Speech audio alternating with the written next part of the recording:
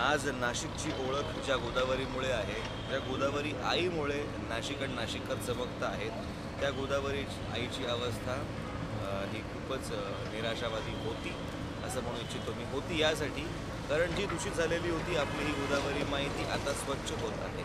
त्याच्या धमण्या आहेत, वाघाडी, नंतर नासर्डी म्हणजेच नंदिनी नदी, या सगळ्या उपनद्या आणि मुख्य आपला गोदावरी आईचा प्रवाह, या तिन्ही गोष्टी साफसफाई करण्याचं काम नाशिककरांनी मनावर घेतलेलं आहे.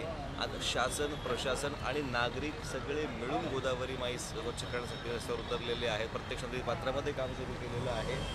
10 ते 15,000 लोक आज मिळून एकत्र आई स्वच्छ करण्याचं काम करत आहेत. माझ्या मते खूप मोठी नांदी आहे गोदावरी मातेसाठीच्या उज्ज्वल भविष्याची. आणि मला असं वाटतं की या प्रत्येक कार्यक्रमामध्ये आपण नाशिककर म्हणून सहभागी होणं हे आपलं इष्ट कर्तव्य आहे. धन्यवाद.